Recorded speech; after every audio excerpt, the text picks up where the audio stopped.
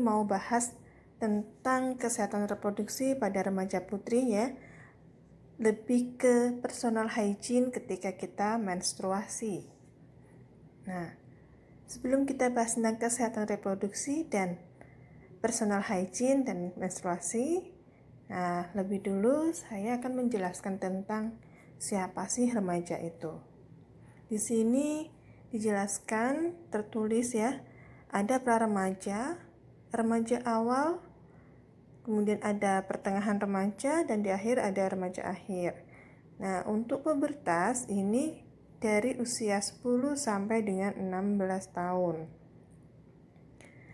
Untuk pra-remaja di batas usia 10 sampai dengan 12, remaja awal 13 sampai dengan 16, untuk remaja pertengahan dari 16 hingga 20, untuk akhir di atas 20. Nah, ini adalah kategori remaja pada usia-usianya. Nah, untuk pubertas pada remaja itu ditandai dengan apa aja sih gitu ya. Kita bahasnya tentang remaja putri. Kalau remaja putri itu dikatakan pubertas jika dia sudah mengalami menstruasi. Tandanya adalah bahwa anak itu telah balik, di mana artinya orang tersebut, remaja tersebut sudah harus bertanggung jawab pada dirinya sendiri ya, atas setiap niat dan perbuatannya yang telah dilakukan. Masuk ke kesehatan reproduksi. Kesehatan reproduksi yaitu adalah keadaan sejahtera secara fisik, mental, dan sosial yang utuh dalam segala hal yang berkaitan dengan fungsinya, peran, dan sistem reproduksi. Kesehatan reproduksi bagi remaja ini harus memiliki informasi yang benar tentang bagaimana fungsinya, tentang perannya, dan proses dari reproduksi itu sendiri. Nah, di sini bagi remaja, kesehatan reproduksi ini adalah memiliki sikap serta tingkah laku yang bertanggung jawab mengenai proses reproduksi yang ada di dalam tubuhnya. Pentingkah menjaga kesehatan reproduksi? Jawabannya adalah penting banget ya. Jadi di mana masa remaja ini adalah waktu yang terbaik untuk membangun kebiasaan baik dari segi kebersihan yang bisa menjadi aset dalam jangka panjang. Nah, masalah kesehatan reproduksi yang sering terjadi pada remaja saat ini, yang pertama adalah keputihan. Di mana keputihan sendiri ini ada keputihan yang fisiologis atau biasanya dikatakan normal, dan keputihan yang patologis. Nah, untuk fisiologis ini biasanya ditandai dengan keluarnya cairan ya berwarna putih jernih. Nah, ini biasanya terjadi pada saat-saat setelah menstruasi dan sebelum menstruasi. Kemudian keputihan yang patologis itu biasanya keluar lendir yang sudah putihnya keruh ya, bahkan ada sampai yang warna kehijauan, baunya yang tidak sedap, atau bahkan sampai terjadi rasa gatal dan nyeri. Itu yang patologis yang harus diobatin. Kemudian nyeri haid. Nah, nyeri haid, dikatakan nyeri haid ini adalah setiap individu, setiap anak, setiap orang itu akan merasakan nyeri yang berbeda. Kapasitas atau kadar nyerinya akan berbeda. Nyeri haid ini normal nggak sih? Ya, dikatakan normal biasanya dia kalau tidak mengganggu kegiatan kita sehari-hari. Jadi nyeri haidnya biasanya awal saat menstruasi sampai dengan masuk hari ke-3 menstruasi dan seterusnya itu ada selesai. Nah, dikatakan yang patologi itu jika nyeri haidnya mulai dari pertama dia haid sampai dia akhir selesai haid itu masih nyeri, bahkan sampai dia mau melakukan kegiatan apapun terganggu. Nah, ini yang dikatakan patologis dan harus diobatin. Kemudian ada gangguan siklus haid.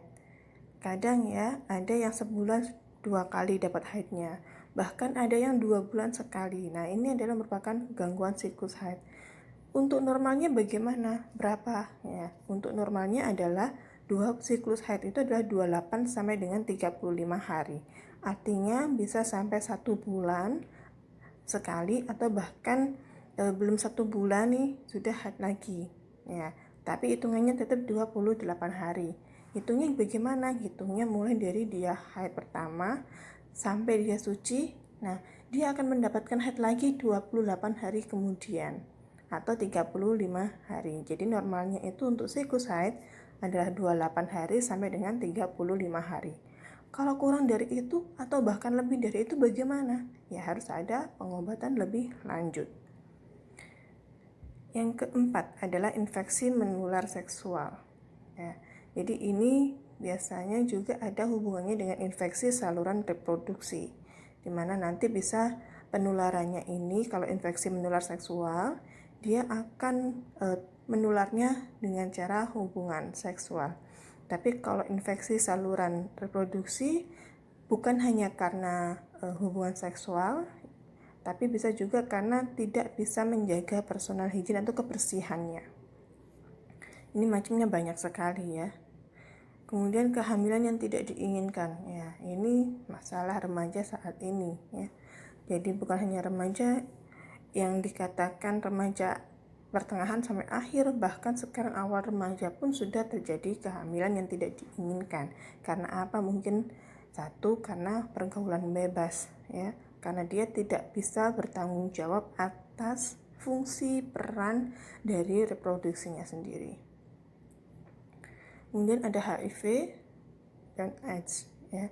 Ini bisa jadi bukan hanya karena dia hubungan seksual gitu ya, berganti-berganti atau bagaimana, tapi HIV ini bisa juga karena penggunaan jarum saat penggunaan narkoba gitu ya, atau bisa jadi karena tertular oleh orang lain. Nah, ini adalah masalah kesehatan reproduksi yang sering terjadi di saat-saat ini yang lagi tren-trennya. Kita lanjut. Faktor-faktor yang menyebabkan masalah pada kesehatan reproduksi remaja putri ini apa aja? Yang pertama adalah karena kurangnya pengetahuan atau informasi, ya. Kurangnya pengetahuan atau informasi. Kemudian dia sudah tahu ini dapat informasi, tapi dia masih ada angan-angan, ada yang ingin ditanyakan, tapi karena dia malu, merasa tabu, akhirnya ya informasinya mentok sampai di situ aja, ya.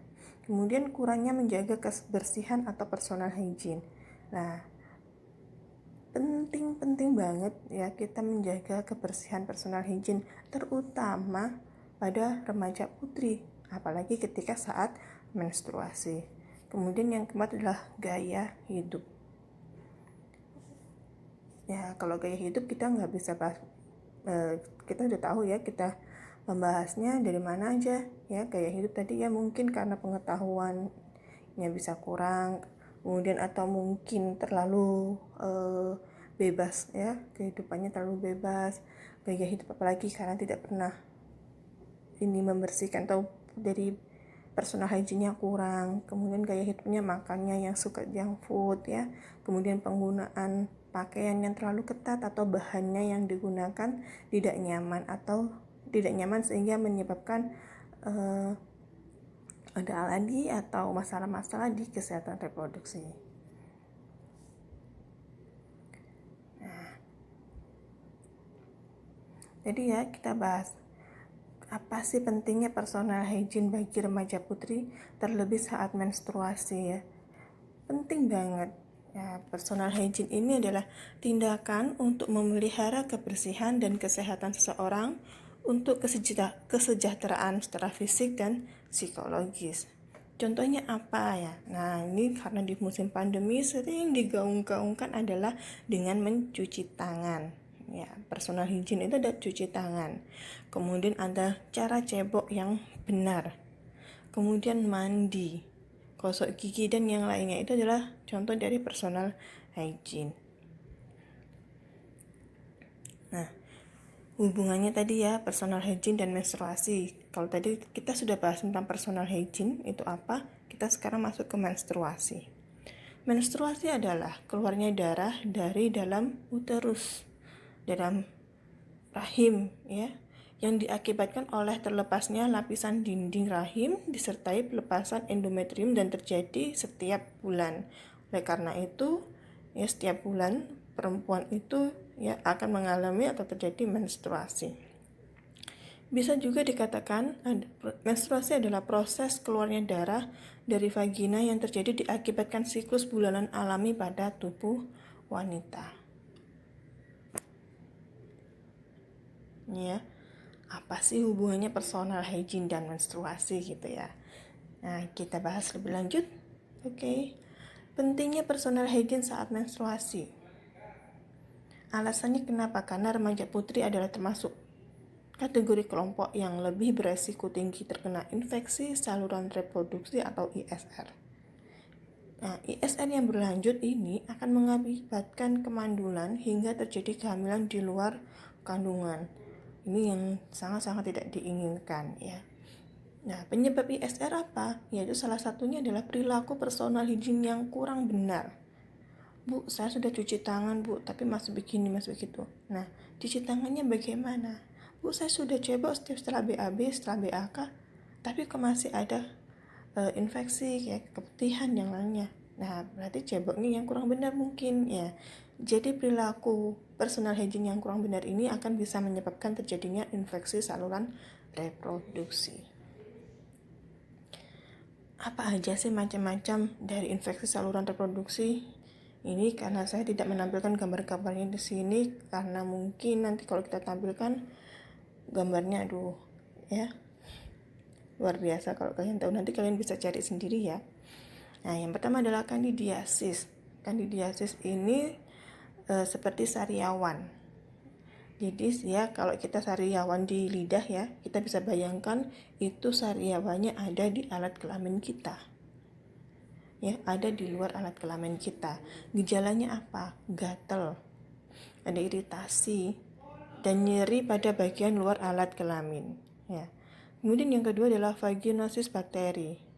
Ini gejalanya adalah keluar cairan serupa keputihan. Seperti keputihan, tapi warnanya ini sudah bukan putih susu, tapi sudah mulai sampai warnanya kehijauan. Ya, baunya yang sangat menyengat, tidak enak sekali. Kemudian muncul kemerahan dan gatal pada daerah vagina. Ini adalah vaginosis bakteri. Yang ketiga adalah trichomoniasis. Ini adalah gejalanya hampir sama dengan vaginosis ya. Gejalanya adalah keputihan berwarna hijau sampai kuning ya, atau hijau atau kuning dengan bau yang sangat tidak sedap. Bisa disertai dengan rasa gatal, kemerahan, kadang ada sedikit bengkak atau lebam, nyeri saat buang air kecil. Yang keempat, herpes genital. Nah, ini juga begitu. Kalau herpes, kalau kalian tahu herpes di kulit itu kan bentuknya seperti ruam, kayak tersulut atau kena minyak goreng. Nah, itu herpes ya kalau di kulit. Nah, ini herpesnya ada di alat genitalia, di kelamin. Jadi gejalanya adalah muncul benjolan-benjolan kecil pada alat kelamin, dan benjolan ini dapat pecah dan menyebabkan terbentuknya luka yang terasa nyeri disertai dengan demam dan nyeri saat kalian buang air kecil. Yang kelima, ada chancroid. Jadi gejalanya adalah biasanya akan timbul pada 3-10 hari setelah terjadinya infeksi. Ditandai dengan muncul luka seperti sariawan berwarna keabuan yang lembek di alat kelamin. Nah, agar tidak terjadi itu semua ya, infeksi saluran reproduksi pada kita, apa yang perlu kita lakukan saat menstruasi, yaitu melakukan personal hygiene dengan benar. Yang pertama adalah cuci tangan. Cuci tangan ini adalah merupakan salah satu cara yang efektif untuk mencegah infeksi masuk ke dalam tubuh kita. Salah satunya adalah ya tadi ya macam-macam dari infeksi saluran reproduksi. Yang pertama ini ya, seperti yang kita gaung-gaungkan di luar di televisi banyak sekali cara cuci tangan. Nah, yang pertama dengan menggosokkan kedua telapak tangan, gosok dengan punggung tangan, kemudian sela-sela jari, ya, kemudian ada punggung-punggung, ya, kemudian kita putar ibu jari dan putar ujung jari. Kita menggunakan air mengalir dan sabun, ya. Ini adalah cuci tangan yang benar, bukan menggunakan air yang ada di kopokan, tapi menggunakan air yang mengalir. Yang kedua, cara cebok yang benar. Ceboknya nggak asal-asalan, ya. Yang penting kena air, gitu ya, alat kelaminnya kena air, itu enggak. Tapi yang benar yang bagaimana? Sebelum cebok kita cuci tangan dulu, ya. Kemudian gunakan air bersih. Sekiranya kalau di tempat umum, ya, kemudian airnya di tempat wadahnya itu di bak mandinya kotor, jangan digunakan, ya. Lebih baik menggunakan air yang mengalir, ya. Kemudian basuh kemaluan dari arah depan ke belakang. Jangan sampai dari arah depan ke belakang kemudian ke depan lagi, itu salah. Jadi arahnya dari depan ke belakang gitu terus, ya.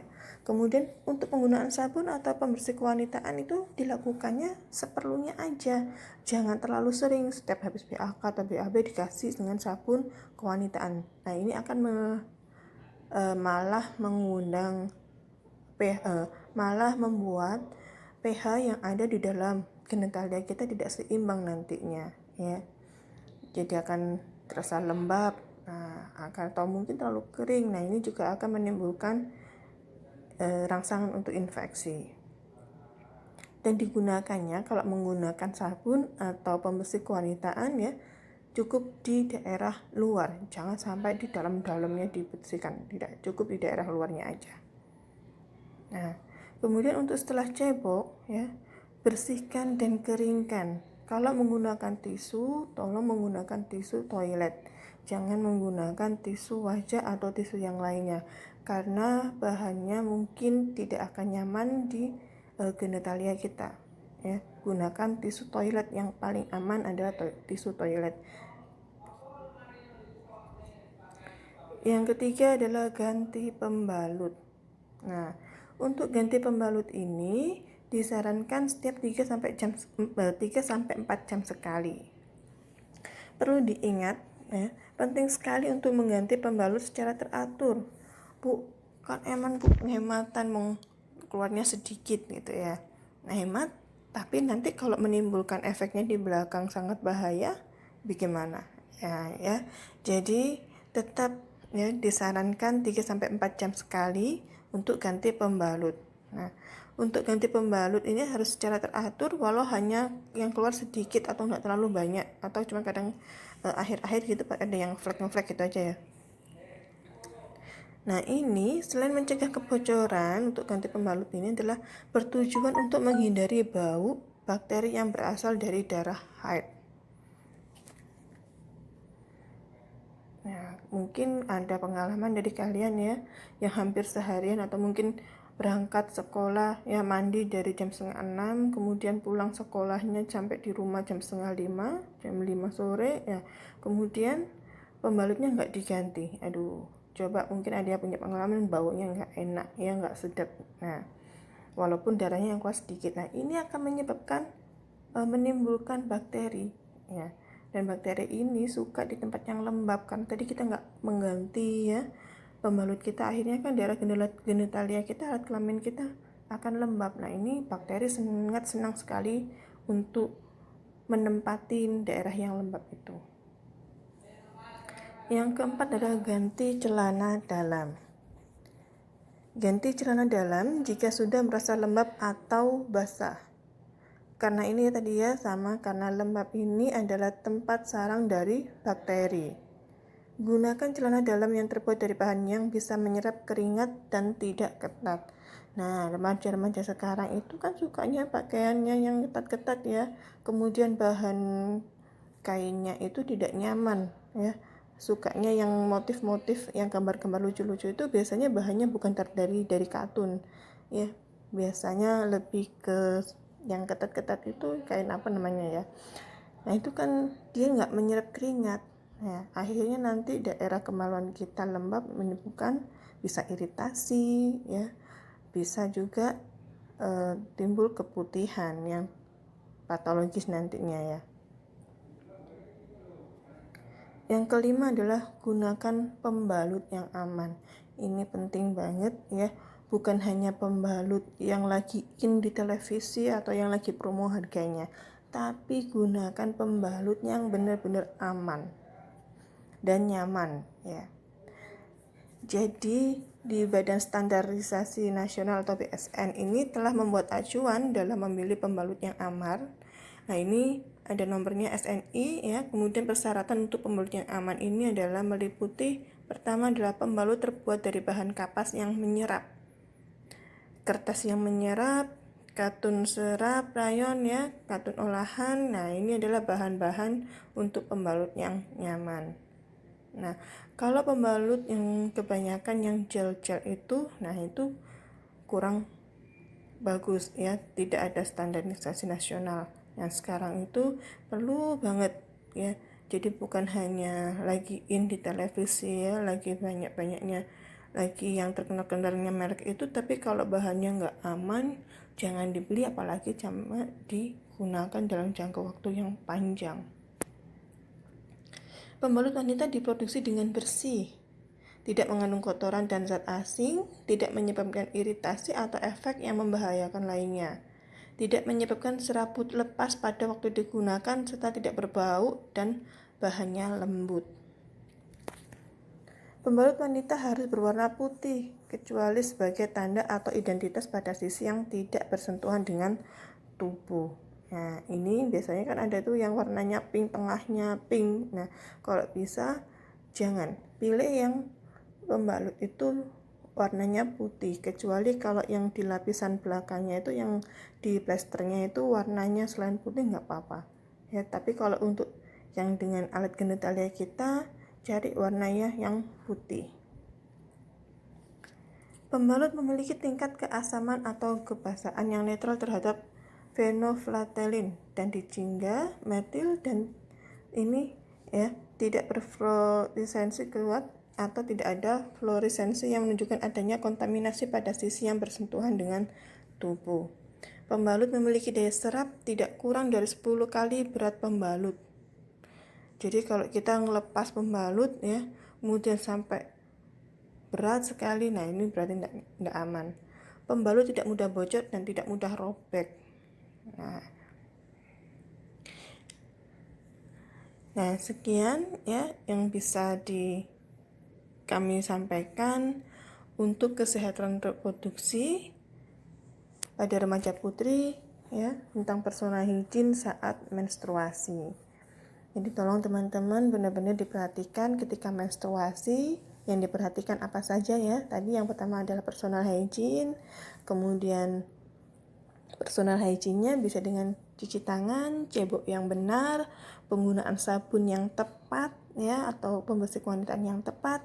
Kemudian ganti pembalut setiap 3-4 jam sekali untuk mencegah terjadinya bau yang tidak sedap yang penyebabnya dari bakteri dari darah haid. Kemudian penggunaan celana dalam ya, kemudian pilih pembalut yang aman dan nyaman yang sesuai dengan standar. Terima kasih, semoga bermanfaat, semoga kita sehat semua. Wabillahi taufiq wal hidayah. Assalamualaikum warahmatullahi wabarakatuh. Assalamualaikum warahmatullahi wabarakatuh. Perkenalkan, nama saya Noviatul Rohmah. Saya adalah salah satu dosen di Universitas Muhammadiyah Gresik. Nah, pada kesempatan kali ini saya akan memberikan tips dan trik yang berkaitan dengan public speaking. Apa sih public speaking itu? Public speaking adalah bagaimana cara kita mempresentasikan ide atau gagasan yang ada dalam diri kita di depan banyak orang. Saya yakin bagi sebagian besar orang hal itu adalah sesuatu yang menakutkan. Kenapa? Karena kita berdiri di depan banyak orang, di mana orang-orang yang banyak tersebut memfokuskan perhatiannya kepada kita, sehingga kita berpikir bahwa kita tidak boleh melakukan sebuah kesalahan, dan itu berujung membuat kita menjadi tegang. Bahkan ada kalanya justru membuat kita tidak mampu melakukan segala sesuatunya dengan baik. Mudah-mudahan tips dan trik yang saya sampaikan ini akan bermanfaat buat Anda. Yang pertama adalah jadilah spontan. Bukan spontan ya, tapi ini adalah spontan dalam memberikan materi. Jangan menghafal isi pembicaraan Anda. Dengan menghafal, maka gaya bicara kita akan terlihat kaku dan kedekatan personal kita tidak akan terjalin. Apalagi jika kita melupakan satu kata, kemudian kita panik, kita kelabakan, bahkan berakhir atau berujung bahwa presentasi kita akan menjadi kacau. Kemudian tips yang kedua, tulis materi yang ingin disampaikan dalam bentuk poin-poin. Menulis poin-poin yang penting-penting saja. Kemudian menjelaskannya secara alami, itulah kunci untuk menciptakan komunikasi yang baik. Dengan demikian, Anda tidak melewatkan satupun ilmu yang ingin disampaikan. Yang ketiga adalah interaksi dengan audiens.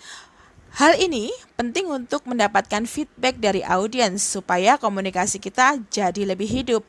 Makanya, jangan lupa untuk berinteraksi. Dari feedback audiens, kita bisa mengukur level humor yang bisa diterima oleh audiens. Nah, berkaitan dengan humor, tips yang keempat adalah sisipkan humor.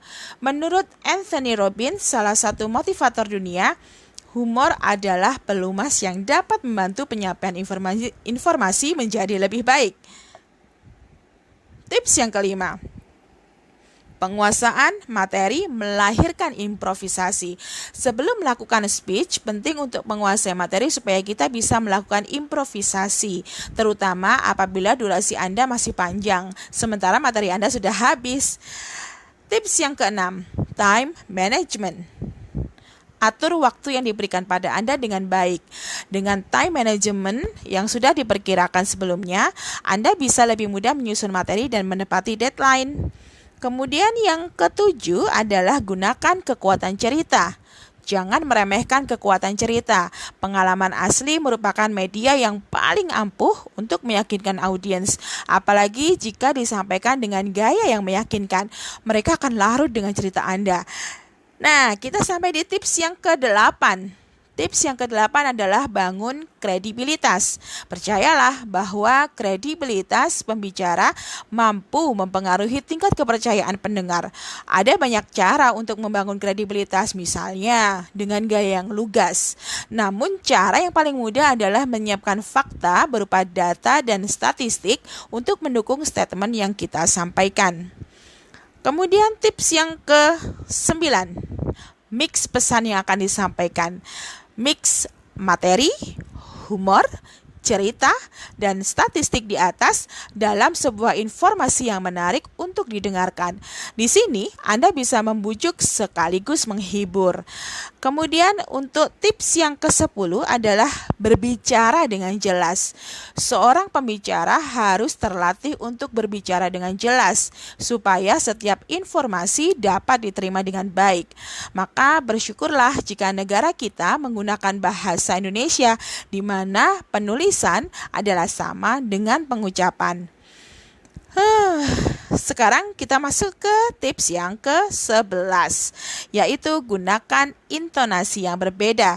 Apabila kita hanya menggunakan satu intonasi saja selama speech, maka speech kita akan terdengar datar dan membosankan. Beri ledakan-ledakan bila perlu. Nah, selanjutnya adalah tips yang ke-12, kontak mata. Kontak mata sangat penting dalam membangun suatu komunikasi. Mereka akan merasa spesial. Perhatian mereka tidak sekedar bertepuk sebelah tangan. Kayak cinta aja ya, bertepuk sebelah tangan. Kemudian tips yang ke-13, gunakan bahasa tubuh atau lebih kita kenal dengan gesture. Seringkali seorang speaker tangannya mati ketika depan publik. Bayangin aja, orang berdiri tegap dan berbicara di depan Anda. Pasti sangat membosankan. Padahal ya, yang namanya bahasa tubuh mampu memberi penegasan-penegasan pada informasi yang ingin ditekankan. Maka sering-seringlah mengangkat tangan Anda tinggi-tinggi di depan cermin untuk menemukan pose yang khas Anda banget. Kemudian tips yang ke-14, jangan ragu untuk pause dan ambil nafas. Nah, seperti yang saya lakukan nih, ada sebanyak itu tips ya. Tapi di antara banyak hal yang saya jelaskan, saya ambil nafas sejenak, ambil waktu sejenak, saya pause sejenak. sehingga saya bisa mengatur nafas dengan baik. Kemudian tips yang ke-15, hindari kata atau daripada dan akan lebih baik bila Anda menutup mulut dan kemudian mengambil nafas. Setelah itu baru Anda memikirkan apa yang ingin disampaikan selanjutnya. Tips yang ke-16, be interesting. Posisikan diri Anda sejajar, jangan minder. Anda akan tampak lebih interesting untuk dilihat. Kalau belum apa-apa pembicaranya sudah minder, gimana audiens mau percaya? Iya kan? Oke, next. Tips yang ke-17, tunjukkan rasa percaya diri Anda. Seperti halnya singa, manusia punya cara untuk menyatakan rasa percaya dirinya. Tersenyum, pegang dagu, dan membusungkan dada adalah beberapa sikap yang menunjukkan sikap percaya diri Anda. Setiap orang punya gesture atau sikap tertentu yang menunjukkan rasa percaya dirinya. Bagaimana dengan Anda? Apa gesture yang menunjukkan sikap percaya diri Anda? Next, kita ke tips yang ke-18. Buang tekanan yang Anda rasakan. Rasa gugup mungkin akan menyelimuti perasaan Anda saat akan mulai berbicara. Hal tersebut normal. Pembicara yang berpengalaman pun terkadang masih dihinggapi rasa gugup. Dan cara yang paling mudah menghadapi rasa gugup tersebut adalah merubah mindset Anda. Berpikirlah bahwa Anda di sini membawa informasi yang berharga bagi audiens Anda. Next, tips yang ke-19. Udah mau habis nih tipsnya, tinggal 2. Tip ke-19, persiapan. Siapkan segala hal yang mendukung speech Anda. Mulai dari poin-poin yang paling kecil sekalipun seperti sapu tangan di saku, air mineral, kemudian pointer, dan lain sebagainya. Sehingga ketika di tengah-tengah presentasi Anda membutuhkan hal-hal tersebut, Anda tidak akan kebingungan. Nah, the last tips, jam terbang. Dalam jam terbang ini saya tempatkan di langkah yang paling akhir. Untuk menjadi pembicara yang baik adalah terus berlatih.